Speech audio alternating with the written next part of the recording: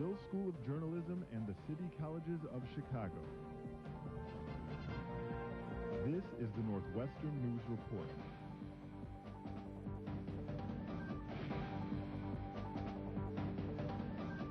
Good evening, I'm Matt Granite. And I'm Jenny Gastor. Early next month, voters will go to the polls. Here in Illinois, they'll vote on races from county board to Congress. But political debate is not only in the air, it's on the streets, where many are speaking out against President Bush. Elise Simmons has the story. A few thousand people turned out to show their anger at the Bush administration. The World Can't Wait organization sponsored an anti-Bush rally this week that ran from Grant Park to Federal Plaza. Participants attacked Bush personally and his policy on torturing terror suspects.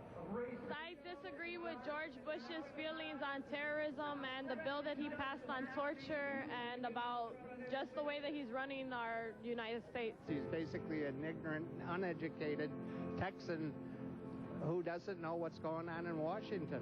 Many of the people we spoke with are optimistic that the rallies will affect change, but one man isn't so convinced.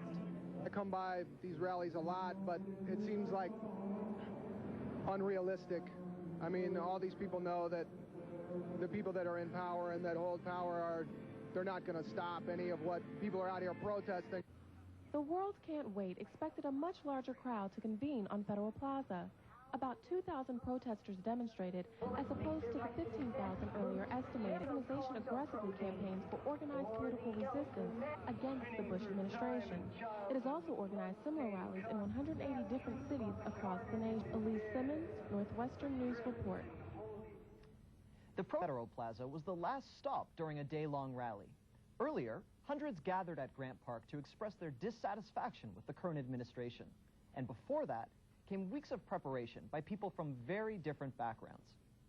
Hamlin is a Columbia College student from a small conservative town in Virginia. It didn't stop her from getting a job with The World Can't Wait. We're going to drive out this regime, and we're going to continue forward after October. We're not going to stop until this regime is actually driven out and they're repudiated. Other volunteers for The World Can't Wait were equally determined to raise awareness. I've been passing out flyers on the street, and I've probably spoken with about 1,000 people in the past 5 days. The city of Chicago is not making it easy for the people at the World Can't Wait campaign headquarters. Of the nearly 200 cities hosting the protests, Chicago is the only city that refused to negotiate with the campaign organizers. I've engaged in small dialogue, with them. I'm going to change their minds, and they're not going to change my mind. This week, the mayor's office revoked planning the rally, and in a telephone interview, Chicago 44th Ward Republican committeeman Jim Fuchs dismissed the protesters, saying, "We just see them as kooks. They're just blowing off steam." If you look at history of the people, a grassroots movement that's determined to fight justice is the only way to do it. Organizers expected 15,000 people, but only about 2,000 showed up. Despite the low turnout, organizers are at work as they continue to spread their message.